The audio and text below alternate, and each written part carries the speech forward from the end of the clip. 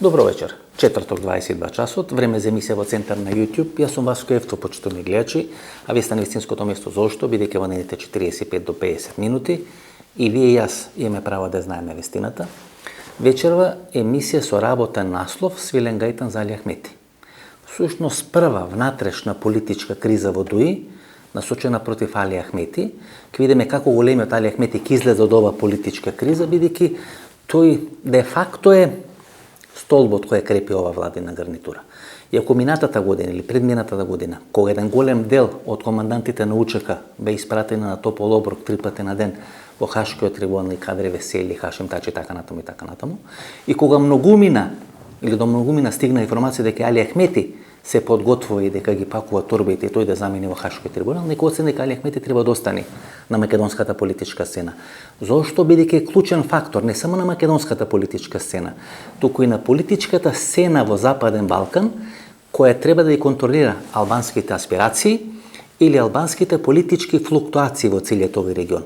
Клучно е Македонија во пакет со Албанија до 2030 година да стане членка на Европската унија. Зошто? Бидејќи се решава една од најневралгичните точки на Балканскиот полуостров. Тоа е суштината, тоа е ролјата на Али Ахмети.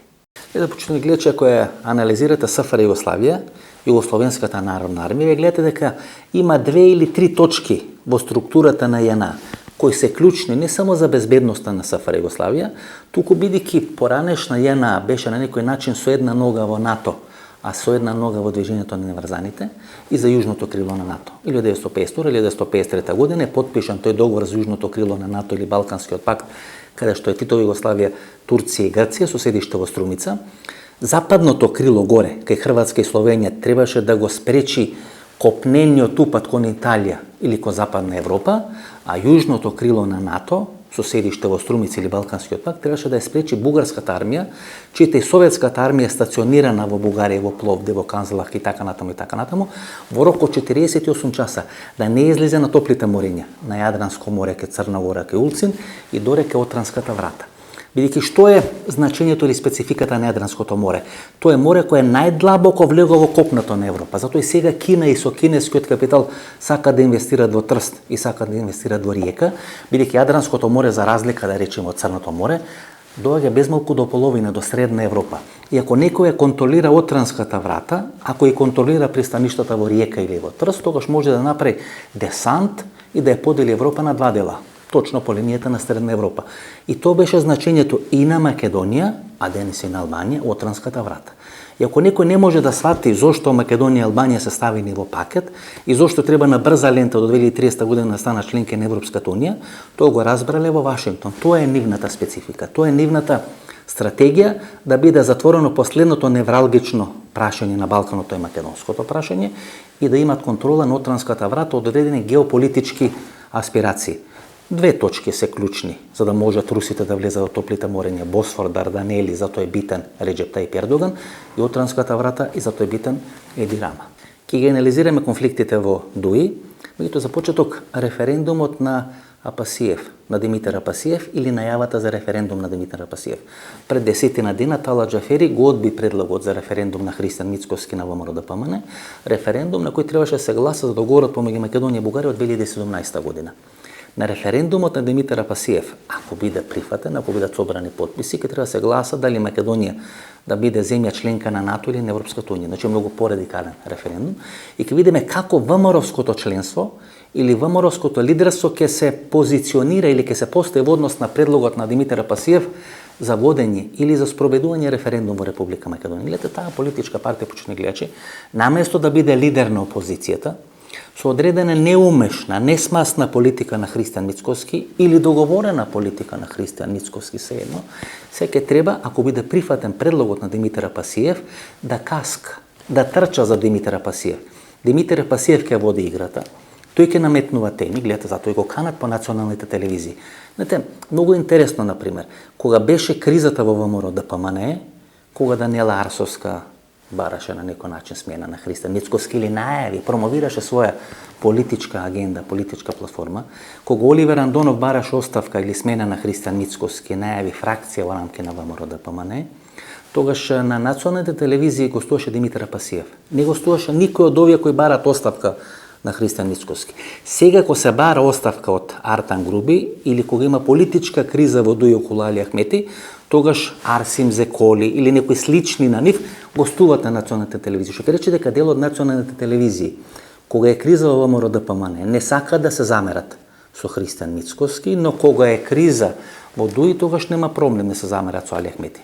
Тоа само колку да ги сватите или да ги скопчате финесите што се случува на македонската политичка сцена. Но, ако Димитар Апасиев се промовира како фронтмен на тие 100-120 илјади рублја патриоти, антички македонци, луѓе кои не сакаат да бидеме членки на Европската унија или на НАТО, кои во најголем дел гласат за ВМРО ДПМН или не излегуваат на гласање, но ако излезат би гласале за ВМРО ДПМН, не би гласале за СДСМ, не би гласале за ДОИ и така натаму, тогаш фронтмен на таа групација, која има создадено Никола Груевски во текот на своето владење, би бил Димитар Апасиев. И сега видиме како ќе се однесува Христијан Мицкоски, ќе го напаѓа референдумот на Димитар Апасиев или ќе мора да го отнижава и да се построи како послушно војниче позади Димитар Апасиев. Има една информација која во ВМРО ДПМН не сака ниту да ја потврдат, меѓутоа ниту да ја демантират. Информацијата е дека идеологот на идејата за референдум која ја промовира Христијан Мицкоски, а таа идеја промовира и во текот на протестите кои се по скопските улици некаде средината на јули месец оваа година и по враќањето на лидерската позиција по прележувањето на короната, кога најавува референдум за македонско-бугарскиот договор, дека идеолог или човек кој осмислува, кој дава таа идеја дека е Тодор Петров. Всушност Тодор Петров, кој е сега прв човек на Светскиот македонски конгрес и човек кој во изминатите 30-32 години правил и протести, референдуми, учествувал во многу процеси во Република Македонија, но главно учествувал или во блокада на границите кон соседна Грција, или кон оној предлог за знамето од Вергина да биде грб на Република Македонија, че неговата роља е јасно дефинирана. Дали Тодор Петров ја дал идејата и идеолог на идејата ВМРО ДПМН да спроведи референдум. Знаете, кога со свестот во ВМРО ДПМН, тоа после настапот на Христијан Мицкоски на Сител телевизија, што кажа председателот, кажа едно, како се вели, благо поставено прашање, што ќе правите или како ќе финализират протестите. Бидејќи кога вие ќе правите протести, почитувани гледачи, и кога ќе ги почнете протестите, тогаш ви имате точка 1, точка 2 или точка 3. Стратегија излез 1, стратегија излез 2 или стратегија излез 3. Едната стратегија е да падне владата, втората стратегија не да Боже да ескалираат протестите па да се влезе во македонскиот парламент како на 27 април, третата стратегија е да падне владата и вие да формирате нова влада, широка влада, ново национално единство и така натаму и така натаму. Четвртата стратегија е да има референдум. Значи, кога вие ќе влезете во еден таков процес, тогаш мора да ги имате на маса сите можни варијанти што може да се случи со едни протести. Кога колешката на Сител телевизија го прашува Христијан Мицкоски како ќе завршат протестите, ви гледате во еден момент него му станува непријатно, нема смислен одговор и ја става на маса идејата за референдум. Но таа идеја за референдум некој му ја сугерирал, му чучела или му се наоѓала тука во мозокот и во еден момент кога тој нема одговор, а знаете, е срамота лидер на опозиција кој прави протести, кој вади луѓе на улица да нема одговор што ќе се случи со тие протести, тоа дава идејата за референдум. Клучно е прашањето дали Тодор Петров и структурите кои стојат за Тодор Петров ја дали идејата за референдум. Тоа не е ништо лошо. Знаете, демократски е во држава секој да дава идеи за било какви политички разврски. На крајот на криштата да дава идеи за прекинување на договор со Бугарија, можеби за излегување од НАТО, за некоја Белорусија на Балканскиот полуостров. Тоа е легитимно и кога мнозинството македонски граѓани, што ќе рече македонскиот народ, албанскиот народ, турскиот народ, сите народи кои живеат на територијата на Република Македонија, мнозински ќе се изјаснат дека сака таква политичка разрешница, тогаш немаме ние што да се буниме или нема што да преговараме. Се доека мнозинството македонски граѓани не избори гласат за политички опции кои се за НАТО и за ЕУ, тоа е легитимна траекторија која ја следи Република Македонија. Во еден момент, кога мнозинството граѓани на избори ќе се одлучат за друга политичка опција, која се залага за друга политичка траекторија како што е сега во Италија, тогаш е легитимно вие да следите таа политичка траекторија. Тоа е демократијата. Еден глас повеќе за одредена политичка опција, знае дека таа политичка опција ќе биде спроведена во Република Македонија. Но тоа не значи дека вие ќе ги убиете тие 49% кои не се за таа политичка опција. Треба да бидете доволно умешни тие 49% да ги ставите во функција на реализација на одредена стратегија. Стратегија која ја движи Македонија напред. а не стратегија која закупува Македонија во Балканското блато. И тоа е ролјата на Димитар Пасиев. Димитар Пасиев ќе биде катализатор на политичките разврски во Република Македонија. Неговата партија која сега тежи 2 пратеника, на некои следни парламентарни избори сигурно ќе го удвои тој резултат, можеби ќе го зголеми уште повеќе, бидејќи едно незадоволство кое постои во Република Македонија. Знаете, тоа незадоволство се манифестира да вие се спротивставувате на се што е глобалистички во Република Македонија. Гледате со како радост беше дочекана победата на десницата во Италија. Како Пасиев да победил на тие избори, како Христијан Мицкоски да победил на тие избори. Со слична еуфорија беше дочекана и победата на Виктор Орбан. Знаете зошто? Бидејќи тоа се политичари кои се спротивставуваат на Европското унија и на НАТО. Постои еден драматичен конгломерат на гласови, на гласачка волја, на гласачка енергија на електоратот во Република Македонија, кој десно инклинира. Тоа е формирано во времето на Никола Груевски, но тоа е негувано изминатите 5 или 6 години токму преку медиумите кои се финансирани со унгарски пари. Димитар Пасиев сега јава на тој бран. Затоа јас очекувам дека тој негов изборен резултат од 2 пратеника може да стане 7, може да стане 8, може да стане 10. Има оптимисти кои сметаат дека тој ќе тежи помеѓу 10 и 15 пратеника. Тоа мене ми изгледа многу. Мито знаете, на еден ваков амбиент, на вака завриени страсти, па мислам дека многу повеќе се славеше во Виница и во Струмица за победата на италијанската премиерка, отколку во Пјаченца, кај што да работат овие од Струмица и од Виница. Зошто? Бидејќи таа жена се спротивставува на одредени геј бракови, на посвојување на деца, се залага за христијански вредности, наводно нели за христијански вредности, и на крајот таму на тунелот сите очекуваат дека ќе застане на страна на Владимир Путин, ќе застане на страна на неговата интервенција, војна или агресија во Украина, и дека тоа ќе значи почетокот на крајот на Европската унија. Тоа е нели лајт мотивот на сите овие екзалтации околу победата во Италија и евентуалната победа која се очекуваше на Марин Ле Пен во Франција. Дека тоа е почетокот на крајот на Европската унија, почетокот на крајот на НАТО, и дека се создава некој нов светски поредок. Таму би биле Кина, Индија, Русија, Јужна Африка која се гуши во криминал, Бразил, каде што не се знае кој ќе победи на следните избори, дека тоа е нов светски поредок. Знаете, секојаш кога ќе помислите дека нешто ново се прави, треба да си поставите прашањето дали старото носи уште пари. Дали Европската унија носи уште пари? Дали Европската унија носи пари на германците, и носи пари на французите, им носи пари на пољаците, им носи пари на унгарците. Се дека нешто носи пари, тоа нема да умре. Ќе умри во моментот кога ќе престане да носи пари. Ова Европска унија и ова НАТО алијанса носат се уште многу пари. Ке треба многу вода да помине низ Вардар за тие да бидат растурени. Зошто? Бидејќи не се растура ништо во овој денешен капиталистички свет што носи многу пари. Видите, почитани гледачи, Италија е решена 1943 или 1944 година. После искарцувањето на Сицилија, Лаки Лучијано, цигарите, Ција, кога во Италија требаше да биде спречен обид или комунистички преврат, паѓа фашизмот на Бенито Мустелини, Италија е најкревката држава во таа западна Европа, кај што русите и комунизмот и Советскиот сојуз ќе може да формираат своја влада. Берлингуер, кој беше начело на комунистичката партија, децении во Италија, секојаш беше втора или трета политичка сила во Италија, но никош не им беше дозволено да дојдат на власт во Италија. Такви се и сега заканите, плашењата или опасностите дека фашизмот на Бенито Мусолини преку новата премиерка ќе повампири во Италија. Не, нема да повампири. Со Лаки Лучано, со цигарите, со Лаки Страйк, со Ција 43-44 година е бетонирана позицијата во Италија. Може да паѓат италијански влади. Може да дојдат нови италијански влади. Може да се случуваат карамболи во Италија кои се случува со короната. Меѓутоа Италија ќе биде составен дел на Европската унија и на НАТО. Зошто? Бидејќи тоа е дефинирано во Вашингтон. Бидејќи е дефинирано во Вашингтон, ги пратија на терен Лаки Лучано, мафијата и Ција тоа да го реализират. Од 44 година во Италија може да се случуваат секакви катаклизми.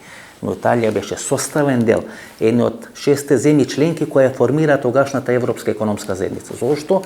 Бидејќи тоа се држави кои беа носители на процесите кои доведоа до Втора светска војна и преку Европската економска заедница Маршаловиот план требаше да бидат рехабилитирани, требаше да бидат очистени, требаше да бидат поставени на нови темели. Таа конјунктура која тогаш беше поставена во Италија трае до денешен ден. Може да се менуваат влади, може да доаѓаат и десни, и леви, и профашистички, и непрофашистички влади. Ниту Бенито Мусолини ќе се врати, ниту Европска унија ќе се растури, ниту НАТО алијансата ќе биде ставена адакта или во некоја маса, ќе си движи возот или ќе се оди возот по една зацртана траекторија и ќе се го товарат возот, ќе прават пари, ќе прават профити, А вие ќе се надевате дека дошло време на некој нов светски поредок. И ги имате случувањето во Дуи или случувањето околу Али Ахмети.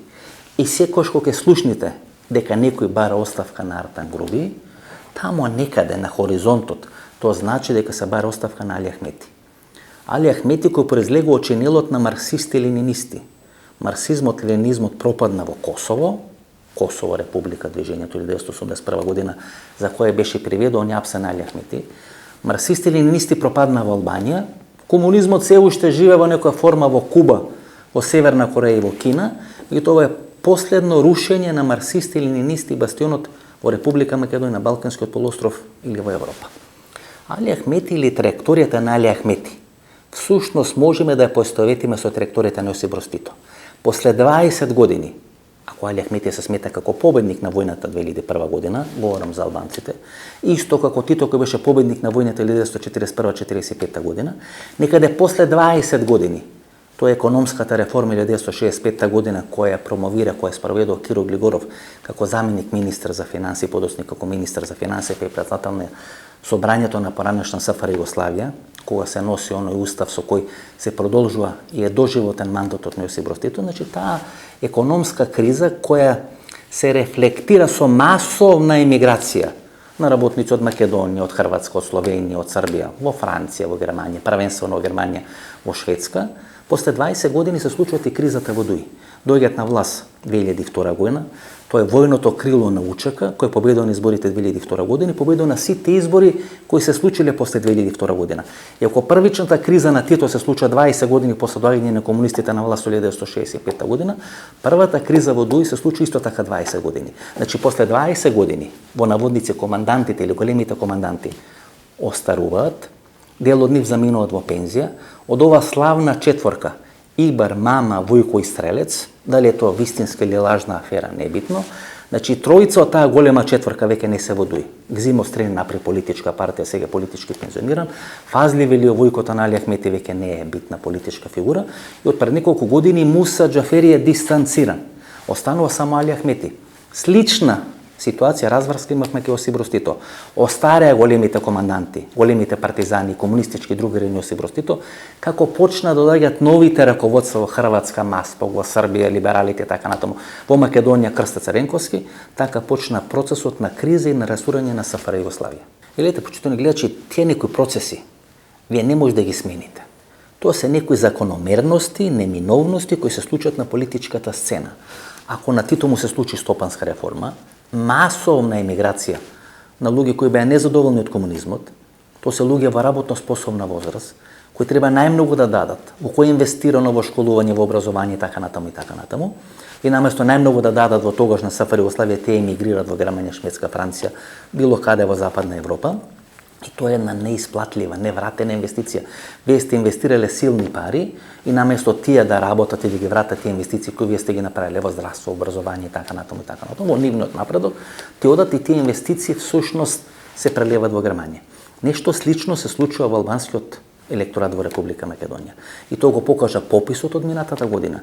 Нели 30% живеат албанци, нели 35% живеат албанци, нели 50%, нели па тоа го пише во Тиранска платформа дека ако не бил геноцид од 1913 до 1952 година, дека албанците би биле или изедначени со македонците или би биле мнозинско население кој живее во Република Македонија. И тоа му се случува сега на Али Ахмети. Тоа се случува на Дуи, тоа го покажува пописот. Овој попис од 2021 година, каде што бројките се презентирани 2022 година, е идентичен според резултатите или за нијанса помалце од пописот 2001-2002 година, што ќе рече дека албанците не само што не се зголемуваат, туку и се намалуваат во Република Македонија. Се зголемуваат ромите, ако немаме албанизација или асимилација на ромите, тогаш тие албански бројки на пописот били уште помали во Република Македонија. Но тоа е, знаете, суштината. Сите луѓе кои се незадоволни, кои не се дел на тие ранковни вработувања на Дуи, а тоа е гласачката машинерија на Али Ахмети и победува 20 и кусур години со таа гласачка машинерија, тие напуштат Република Македонија. Зошто? Бидејќи Македонија, посебно од таа страна на Групчин и Подмолје, станува лошо место за живење.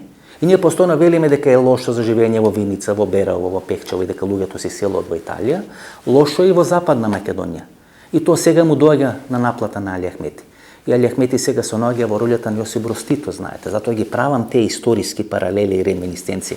Тоа не значи дека Али Ахмети е Тито, туку само му се повторува сценариото низ кое поминува Јосип Брос Тито. Колку беше полоша состојбата во тогашна СФР Југославија, внатришни конфликти, невработеност, економска криза, толку на Тито му јакнеше улогата и ролята како лидер на неврзаните. Затоа Али Ахмети толку инсистира на НАТО и Европската унија, бидејќи знае дека тоа може да им го продаде на албанците. Не може да им продаде леп, не може да им продаде подобар живот, може да им продаде ЕУ и НАТО. Но и со ЕУ и со НАТО сега потешко се победува. Како што сега стојат работите, Али Ахмети сигурно ќе победи на уште едни избори. Знаете, она негова реченица, јас сум мисионер, јас имам мисија, јас не сум политичар кој победува на избори, ќе рече дека таа мисија негова се уште не е завршена. Таа мисија ќе заврши 2030 година, тоа е суштината. Македонија и Албанија да станат членки на Европската унија. Гледа, почуни гледачи, сите земји кои имат излезено од одредена диктатура, комунизам, говорам за Европа, говорам за централна, средна, јужна и западна Европа. Сите тие држави имале можност да се спасат. Кога сега се прават политички анализи во поранешна Југославија или на просторот на поранешна Југославија, тога сите говорат дека шансата е испуштена во 1989 година и предлогот на Жак Делор до тогашниот југословенски премиер Анте Марковиќ, Југославија како некоја лабава федерација или конфедерација да влезе во Европската унија, ни се нуделе тешки милиарди, дека ако ние тоа го прифатевме, сега ќе бевме на многу повисок степен на развој и во споредба со Чешка, и во споредба со Словачка, и во споредба со Полска или во споредба со Унгарија и со Маđарска. Меѓутоа шансата на Југославија не беше 1989 година. Шансата на Југославија беше додека беше жив Јосип Брос Тито. Има 4 диктатури или 4 хунти. Јосип Брос Тито во СФР Југославија, Салазар во Португалија, Франко во Шпанија и хунтата во Грција. После смртта на Франко, после смртта на Салазар и после рушење на хунтата 1974 година, доаѓање на Караманлис од Франција во Париз на чело на грчката држава, трите држави стануваат членки на Европската унија или тогашната Европска економска заедница. Само Титова Југославија не станува. Беше проектирано и Титова Југославија заедно со овие три држави, на чие чело беше авторитарен или диктаторски режим како Франко во Шпанија или Салазар во Португалија или војната фунта во Грција, тие 4 држави да станат членки на Европската унија или тогашната Европска економска заедница. Грција стана, Португалија стана, Шпанија стана, допред извесно време Шпанија беше трета, четврта земја според стапката на развој во рамка на Европската унија, не стана Титова Југославија. Овие држави се спаси од можно распаѓање, Каталонија, Баскија и така натаму во Шпанија, Титова Југославија не успеа да се спаси. Тоа е пораката на времето. Кога имате историска шанса, ако не искористите историската шанса, втора шанса можеби ќе ви се пружи после 10 години време на Анте Марковиќ, понуда на Жак Делор, меѓутоа таа шанса ни по тежината, ни по парите, ни по траекторијата политичка не беше ни приближна на шансата која имаше Јосип Брос Тито. Ако Југославија во времето на Тито, кога Тито имаше храброст да го напушти движењето на неврзаните, Југославија да стане членка на НАТО, како што беше договорено со американците, Југославија да стане членка на Европската економска заедница, ние денес можеби ќе бевме во наводници југословени, но ќе бевме многу богати луѓе и ќе бевме меѓу 3-4 најразвини држави на денешната Европска економска унија. Што беше проблем на СФР Југославија? Федерализацијата. Сите области влече на своја страна. Што е проблем на ДУИ? Таа не е функционална партија. Кога вие ќе видите каде се наоѓа албанскиот електорат, тоа е 5-та, тоа е 6-та, тоа е 1-та, тоа е 2-та изборна единица. Али Ахмети се обиде таа кифла која личи на Хрватска, знаете, од Липково доле до Струга, тамо безмалку нема ништо заедничко. Липково инклинира кон Косово, кон Јужна Србија, а доле Струга инклинира кон Албанија. И вие не можете да поврзите области кои немат ништо заедничко, историско, немат ниту цивилизацијско, ништо заедничко во една заедничка политичка платформа. Затоа постојат локални команданти. И кога слушате како се делат функциите во ДУИ, како стануваат министри, или слушате Кумановското крило или Липковското крило ги добија функции. Срушкото или Кичевското крило ги добија функции. Тетовското или Гостиварско крило ги добија функции. Така функционираше и војната 2001 година. Таа бе една дисперзирана структура, затоа беше тешко да се војува против нив. Таа структура, федерализирана структура, може да обедини само Али Ахмети. Во моментот кога Али Ахмети ќе го нема, кога Али Ахмети ќе биде испратен во политичка пензија, ќе дојде до растурање на целата таа структура. Односно, судбината на ДУИ ќе биде слична на судбината на СФР Југославија. Го немаше Јосип Брос Тито, ја немаше Југословенската народна армија, ја немаше комунистичката партија. Тоа беше партија и држава која произлезе од Втората светска војна. Дуе е војното крило на УЧК. Ако ја нема УЧК, ако го нема Али Ахмети, ако ги нема командантите кои веќе се пензионирани, кои веќе заминаа сцената, доаѓа втората генерација на ДУИ. Имаме економска криза, имаме политичка криза и се доека Али Ахмети таа политичка криза ќе се држи под контрола. Во моментот кога ќе го снема Али Ахмети, ќе снема и таа политичка партија. Гледате, почнете да гледате како функционираше таа партија. Во времето на Никола Огуревски и ДУИ го јакнеше национализмот, и ВМРО ДПМН го јакнеше национализмот. Имавме две Македонии. Една Македонија под контрола на Никола Огуревски, втората Македонија под контрола на Али Ахмети. И тој модел беше поразен. Беше поразен од времето, не беше поразен избори. Беше само прашање на техника, на технологија, кога еден дел на режимот ќе биде скршен. Беше скршен делот на режимот под контрола на Никола Огуревски, а Али Ахмети, за да има континуитет и за да има стабилност, бидејќи знаете, вие не можете да рушите режим со двата крака, вие мора да имате контрола во албанскиот сегмент за да може да го срушите или да го решите проблемот во македонскиот дел. Никола Огуревски замина на топол оброк 3 пати на ден во Будимпешта. Прито тоа не беше возможно без климање со главата или политички договор со Али Ахмети и со Тала Џафери. Имам кажано пред некаде 12 или 15 месеци дека на оние собраниски снимки кои наводно се избришани е видено како истиот ден или еден ден претходно пред бегството на Никола Огуревски или оној инцидент со Тала Џафери во македонскиот парламент, дека Никола Огуревски и Тала Џафери имале одредена комуникација. Затоа велам дека без климање со глава на Али Ахмети и спроведување преку Тала Џафери, во знаење на Зоран Заев и на целата структура на СДСМ, не беше возможно да се реализира заминување или бегство на Никола Огуревски во Будимпешта или во Унгарија. Знаете, таа стратегија на постоење на две Македонии, едната под контрола на ДУИ, едната под контрола на ВМРО ДПМН, или она политичко кредо победникот со победникот прави влада, беше струшено на изборите на 11 декември 2016 година. Направена е влада на поразениот на изборите во македонскиот дел, тој е СДСМ, и на победникот на изборите во албанскиот дел, тој е партијата ДУИ Али Ахмети. И онаа платформа, едно општество за сите, таа беше најпогубна платформа за Али Ахмети. Таа е платформа која спроведуваше Зоран Заев. Затоа на изборите на 15 јули 2020 година, главната битка не беше помеѓу СДСМ и ВМРО ДПМН, главната битка беше помеѓу Али Ахмети ДУИ и Зоран Заев и СДСМ. Платформата Албанец за премиер всушност беше директно спротивставување на стратегијата едно општество за сите на Зоран Заев. И сега Али Ахмети влегува во трета фаза, кога му е јасно дека ниту стратегијата со Огуревски, ниту стратегијата со Заев не може повеќе да реализира. Мора ДУИ да ја направи зелена партија, тоа што го почна пред 1,5 година, сега да го реализира, без Муса Џафери, без овие огнени момци кои барат оставката на Артем Груби, и некаде за 2 години на избори да се оди на заедничка листа или со заедничка изборна коалиција помеѓу зелената партија на Али Ахмети и партијата на Димитар Ковачевски Таче. За тоа да се случи, да има предизборна коалиција, е неопходно Христо Мицкоски да биде лидер на ВМРО ДПМН. При евентуална разврска, Тим Чумуцунски или некој проевропски, прозападно дефиниран, не велам ориентиран политичар, на челната позиција за врвот на ВМРО ДПМН, ќе имат многу помали шансите да се оди на предизборна коалиција помеѓу Али Ахмети и Димитар Ковачевски Таче. Затоа и на Ковачевски, затоа и на Зоран Заев, затоа и на Али Ахмети им одговара Христијан Мицкоски да биде начело на ВМРО ДПМН, бидејќи тој им го проширува маневарскиот простор. Може да одат сами, може да одат во коалиција на следните избори. Затоа им фрлја гума за спасување преку Тала Џафери. Со одбивање на предлогот да има референдум во Република Македонија, референдум кој ќе го спроведе и ќе го води ВМРО ДПМН Христијан Мицкоски, и со кој референдум ќе се зачукаше со 300 на саар во некој зид или во некоја урнатина, и не ќе имаше како да го излечат, ниту со багер, ниту со кран не ќе може да го излечат. Како оној автомобил на принцезата Дајана кога одели во тунелот во Монте Карло. Сакајќи да го спасат Христијан Мицкоски, а де факто сакајќи да ја спасат својата политичка траекторија, која би можела да заврши со заедничка политичка коалиција, ти му фрлат гума за спасување на Мицкоски. Како? Така што не е прифаќат неговата иницијатива за референдум. Сега ова со Димитар Апасиев е сосема нова ситуација на теренот, и тоа е руска стратегија која треба да биде спроведена во Република Македонија, да се направи ново жариште. На американците во моментот тоа и делумно им одговара, бидејќи за Димитар Апасиев ќе ги врза сите тие антички македонци од ВМРО ДПМН ќе направат одредена политичка партија која е преевропски и продемократски ориентирана, но тоа не одговара на Али Ахмети и на Димитар Ковачевски и на Зоран Заев. Те ќе направат се начело на ВМРО ДПМН да остане министерот за опозиција Христијан Мицкоски.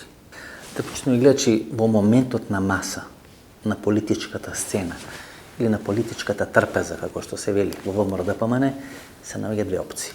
Првата опција е Христијан Мицкоски да замине или да остане начело на ВМРО ДПМН, и втората опција е Никола Груевски од петни жили се бори да биде трнат од црната листа на Соединетите американски држави. Не да биде амнестиран, туку да биде трнат од црната листа на Џо Бајден, кај што беше ставен тој и Сашо Мелко. Бидејќи знаете, едно е да сте во конфликт со некоја држава на Европската унија, но кога сте ставени на црна листа на Соединетите американски држави, тоа има драматично поголемо значење. Тоа е преголем товар и за Виктор Орбан, кој би можел да се контра, кој би можел да се кара со Брисел, со Европската унија, па дури да не јаво излегување од Брисел и од Европската унија, но кога некој е ставен на црна листа на Соединетите американски држави, тогаш е дете од катра. Ставена му е мета. Ставена му е мета и може да се пука политички во него, и секој кој е негов политички спонзор, политички заштитник, исто така станува мета легитимна на американската политика.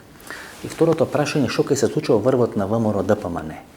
Имаше одредена опција уште минатата година. Со таа алтернатива Никола Тодоров замина на преговори во Будимпешта со Никола Груевски.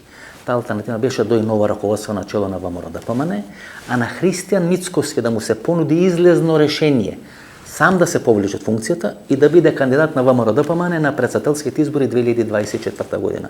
Знаете, тоа е дилемата дали Димитар Ковачевски ќе сака да го има како противник Христијан Мицкоски на парламентарните избори 2023 или 2024 година, или Зоран Заев ќе сака да го има за противник Христијан Мицкоски на претседателските избори 2024 година.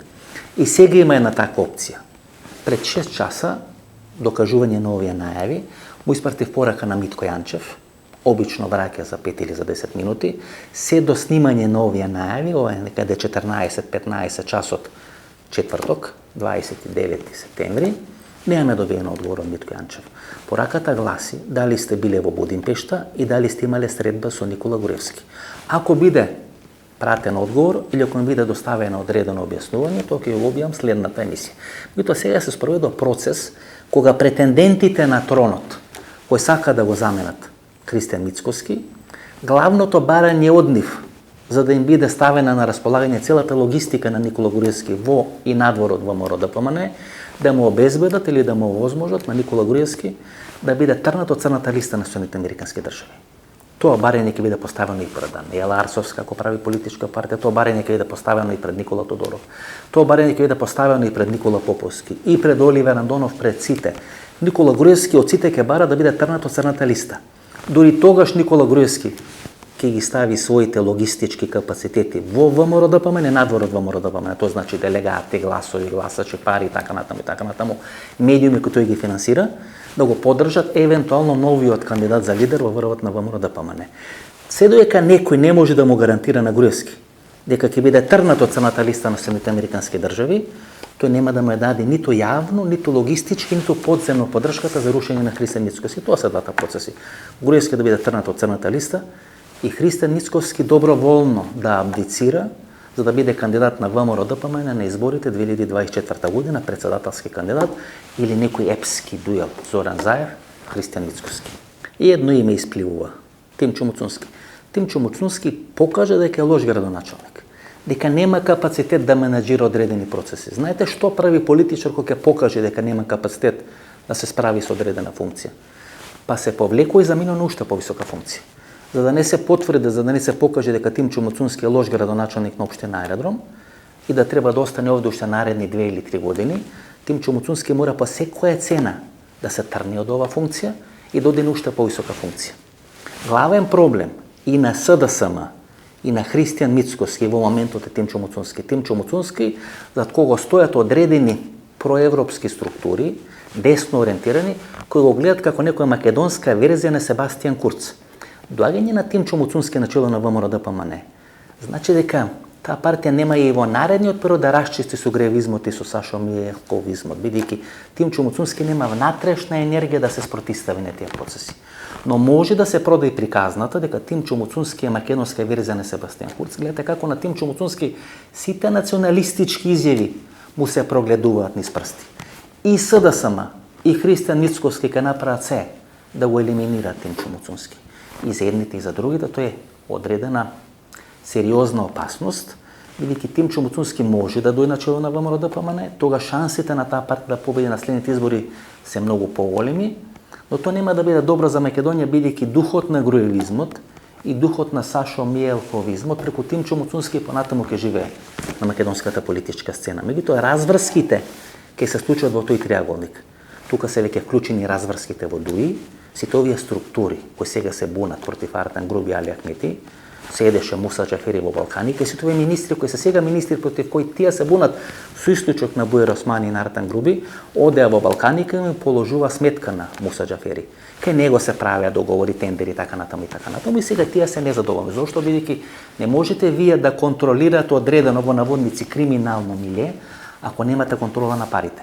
Во моментот кога Муса Џафери изгуби контролата на парите, струјата, па затоа е таа нервоза кај неговиот син, па имаше конфликти нели со Бислимовски од ова комисија за енергетика, така во тој момент позицијата на Муса Џафери во хиерархијата на ДУИ се намалува. Кога вие немате пари, тогаш нема ни љубов политичка кон вас. За да има љубов, да се вратите во игра, тогаш вие мора да правите одредени проблеми. Кога ги правите тие проблеми, ги правите за да имате пари, за да имате тендери, за да имате мок. Кога имате тендери и мок, тогаш имате контрола на политичката партија. Така е во СДСМ, така е во ВМРО-ДПМН, така е во ДУИ. Конфликтот во ДУИ е конфликт за пари, конфликт за тендери. Ако биде тоа формирано како акционерско друштво, ако дел на тоа акционерско друштво му биде ставено на располагање на Муса Џафери, одеднаш таму ќе биде се демократија, ќе биде се демократски, ништо нема да биде проблем и сите ќе бидат среќни и задоволни. Што се команданти надвор од власта? Пензионирани капетани, пензионирани мајори или пензионирани полковници. Може би по некој пензиониран генерал. Што беше улогата на Муса Џафери во она четворна структура Ибан Мајка, Вујко и Стрелец? Па да ги собира парите од диаспората. Што беше улогата на Муса Џафери во оваа структура на УЧК или на ДУИ, кога беа на власт од 2008 година? Па исто така да има контрола на парите, на тендерите и така натаму. Таа негова кохабитација со Сашо Мјалков, преку флоскулата камено дојде од блиску, всушност значеше или се промовираше парадигма на владење на режимот во Република Македонија. И во оној момент кога командантите се пензионират и стануваат пензионирани мајори, полковници или капетани, тогаш те немаат мок на теренот. Знаете, она приказна дека Муса Џафери и оваа група на огнени момци контролира огромен дел на електоратот и на членството, тоа не се потврди на терен. И на локалните избори, на парламентарните избори победи Али Ахмети. Тие може да прават одредени мали политички проблеми. Ето тие политички проблеми никош не може да предизвикат голема бура. Тоа може да биде бура во чаша вода, но не може да предизвика сериозна политичка разврска. Што се случи во моментот кога Муса Џафери и групата околу Муса Џафери најавија дека ќе барат оставка на Артан Груби?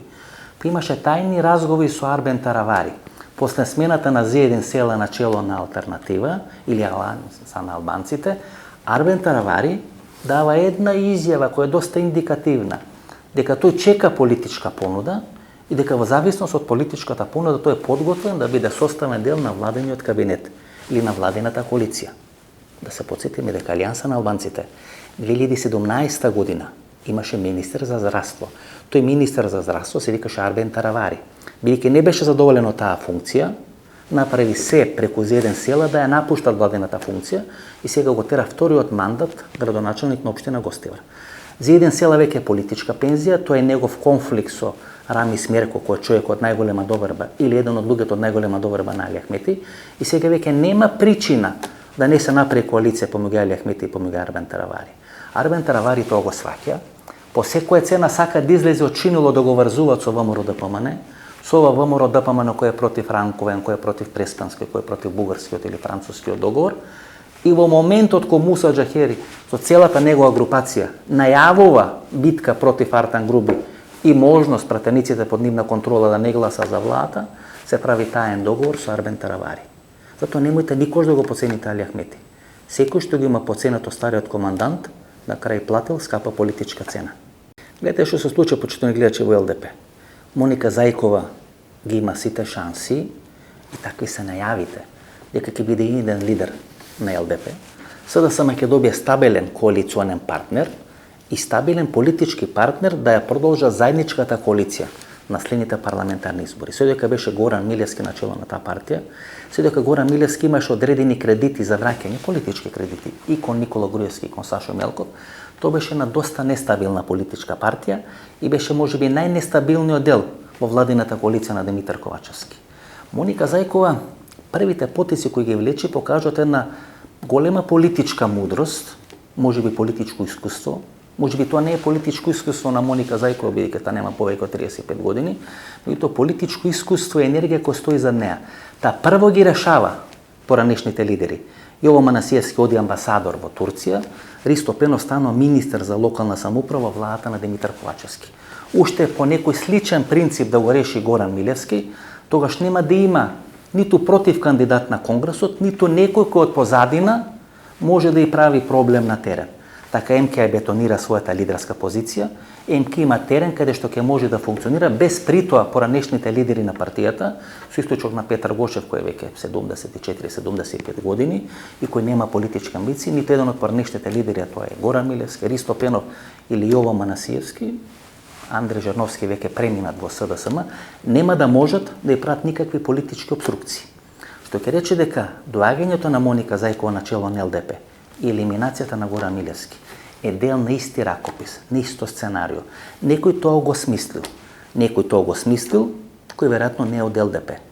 Такво сценарио за стабилизирање на вториот или третиот по сила македонски коалиционен партнер на СДСМ не може да го направат ни на Бихачка, ни во седиштето на ЛДП. Тоа е некој мегапроект.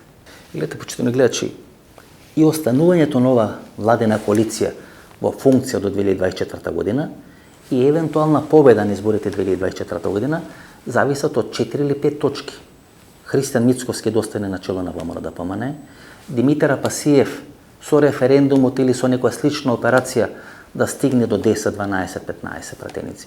Даниела Арсовска да направи одредена политичка партија, Таравари да биде дел на владата и евентуално Али Ахмет и Димитар Ковачевски да имат заедничка предизборна коалиција. Тоа се 5 или 6 точки на еден мега проект на кој сега се работи во Република Македонија. Ниту Тимчо Муцунски, ниту некои спорадични играчи не влегуваат во тој мега проект. Мега проект кој спроведуваат делови на структури на меѓународна заедница, нели тоа е конфликт кој го објаснував минатата емисија. Дел од меѓународната заедница смета дека е прескапо за одржување Никола Груевски и ВМРО-ДПМН да бидат надвор од власта, тие да ги финансират, дека ВМРО-ДПМН со некој Себастијан Курц треба да се врати на власт или да биде формирана некоја широка влада во Република Македонија. И втората структура која смета дека ВМРО-ДПМН е се уште со своите краци кон Москва, кон Будимпешта, кон Белград, не заслужува да дојде на власт. Дека не ја поминала таа трансформација, таа метаморфоза, не расчистила со груевизмот. Затоа е неопходно Димитар Апасиев да расте, Даниела Арсовска да прави партија, Мицковски да остане на чело на ВМРО-ДПМН, Арбен Таравари да биде дел на владината коалиција, да биде формирана некоја предреферендумска коалиција 2018 година, Али Ахмети да расчисти со ова минорни проблеми бура во чаша вода, владината коалиција да остане на власт до 2024 година, да се спроведат уставните реформи, или тоа е стратегијата, тоа е мега планот кој се спроведува сега во Република Македонија, да влезат пари и инвестиции, со тие пари и инвестиции тие да ги добијат следните избори. Дали тоа ќе го реализираат? Не знам, но тоа јас го гледам дека се случува на македонската политичка сцена. Кој тоа не го гледа, нека гледа емисијата во Центар, каде што сите работи ќе му бидат појасни. Горе-доле да ја финишираме нашата вечерашна анализа, има два проекти, два процеси кои се случуваат, кои ние ги гледаме, кои се случуваат на Балканскиот полуостров и во Европа и кои може да предизвикат одредени политички турбуленции. Едниот процес е поврзан со Александар Вучич, гледате како се стеснува кругот околу Александар Вучич, обрачот околу Александар Вучич. Она негова политика ни риба ни девојка, ни вода ни киселина, да дава лев жмигавеца да врти десно или да дава десен жмигавец да врти лево, да сака да биде составен дел на Европската унија, а да не се спротивстава на Владимир Путин и на руската политика, веќе доаѓа до зид целата таа политика. Сега Европската унија инсистира Александар Вучич да воведи санкции кон Руската федерација, потпишале договор Селаковиќ и Лавров во Њујорк, која констернираше меѓународната заедница, нели Вучич најавува дека во наредните 48 часа ќе даде одговор на обвинувањето од Европската унија, меѓутоа суштината на процесот дека Александар Вучич повеќе не може да го глуми Јосип Брос Тито на Балканскиот полуостров, веќе не може ни Али Ахмети да го глуми Јосип Брз Тито на Балканскиот полуостров, уште помалку тоа може да го прави Вучич. Медениот месец кога со инвестиции, со пари, со жито и така натаму, успеваше да се наметни како столб на српскиот свет на Балканскиот полуостров, завршува. Александар Вучич сега ќе треба да се дистанцира од руската политика. А мокта му доаѓаш од руската политика и кинеската политика. Со помош на руски пари, руски инвестиции, со помош на кинески пари и кинески инвестиции, тој можеше да го глуми Јосип Броз Тито. Да дава лежмигавец, да врти лево или десно. Луди да разговара со Олаф Шолц, да разговара со американската, да разговара со британската политика, да им ветува едно, да прави друго. Тоа веќе завршува. Луѓето на Александар Вучич веќе ги тепат по српските улици.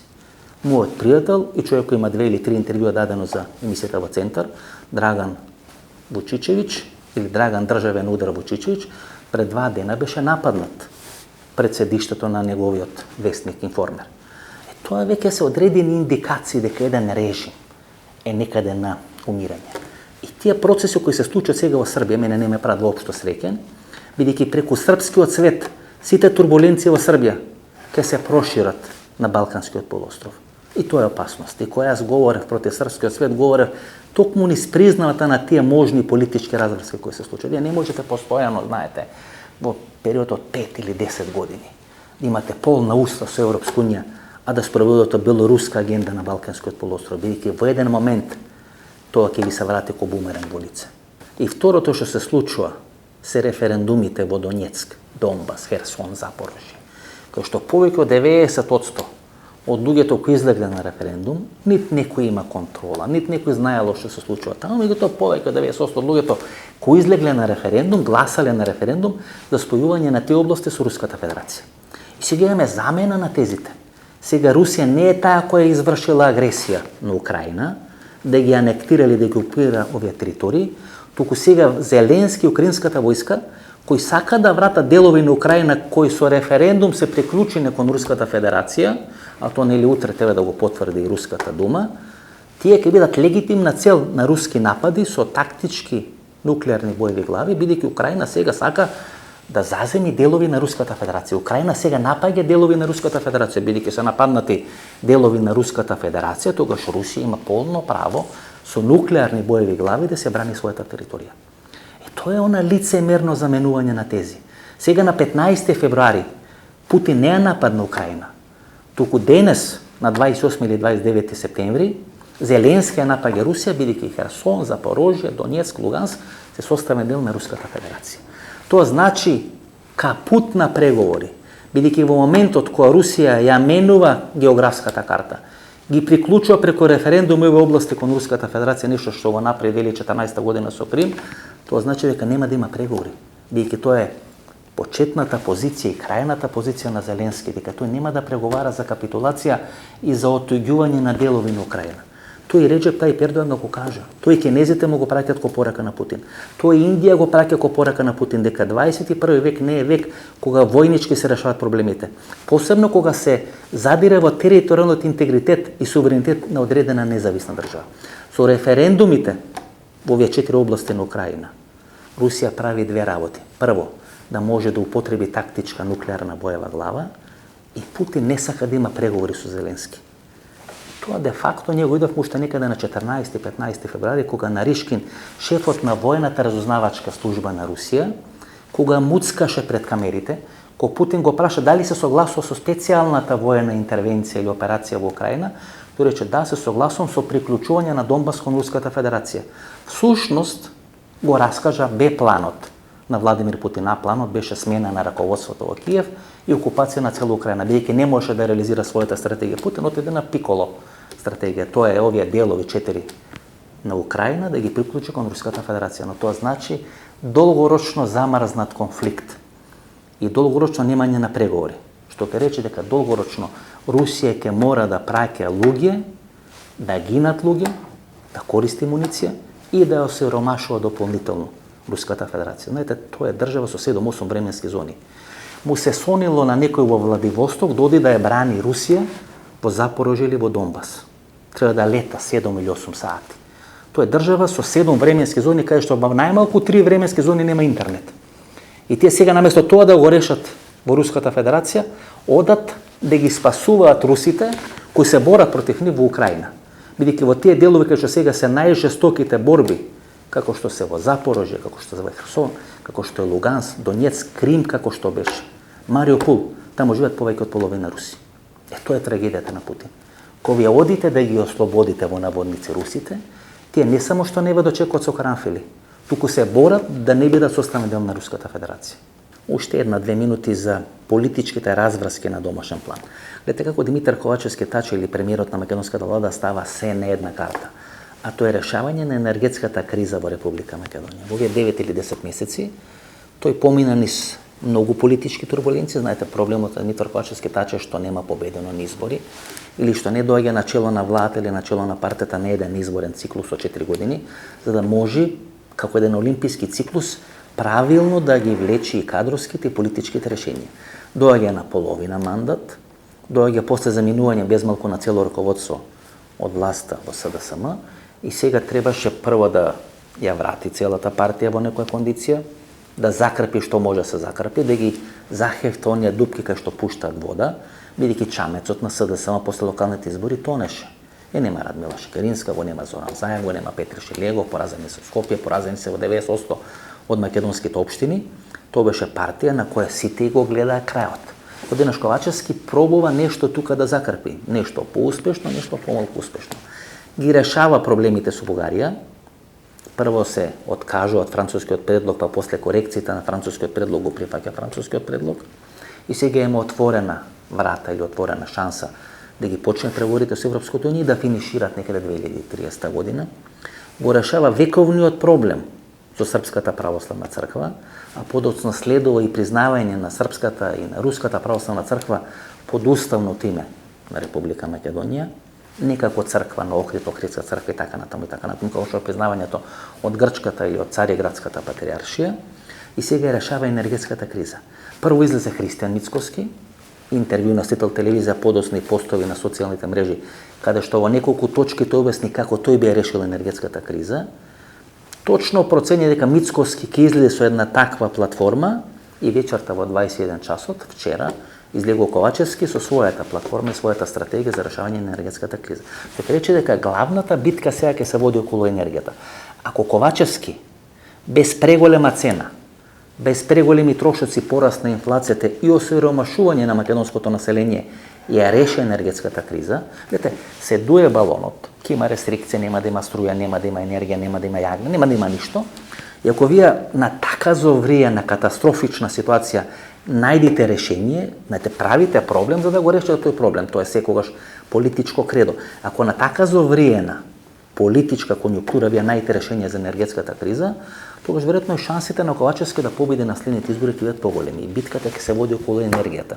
Ковачевски е вклучен или бил вклучен во енергијата, имаше компанија за правење фотоволтаици, мислам дека ги продаде акциите тамо. Мицкоски продаваше, купуваше струја, имаше мали хидроцентрали. Гледате, два играчи на чело на двете партии кои имале битни роли и улоги во енергетската сфера во Република Македонија и главната битка сега ќе се води дали Македонија добро или лошо ќе реши енергетски оваа зима. Ако ја реши добро, тоа шансите на СДСМ да победи на следните избори со почеток на преговори со Европската унија, со решавање на уставните измени во Република Македонија се многу поголеми. Ни остана Агенцијата за национална безбедност, тамо сега е фаворит Магдалена Несторовска, ни остана односите во СДСМ, 54 минути правиме политичка анализа, никогаш не сакам тоа да биде повеќе од 50-52 минути, сметам дека 52 минути е некој идеално време за една политичка анализа. Овие работи, овие тези, некаде до 33-та теза стигнавме, 50 требаше да бидат кажени во оваа емисија, ќе кажеме или во недела или идниот четврток. Ако ви се допадна вечерашната анализа, ново дружење со интервју или анализа недела во 22 часот. Знаете, почти гледачи, целиот систем од Центар помина овие 30 дена е една доста турбулентна ситуација. Дури бев скептичен дали ќе ја почнеме на време емисијата.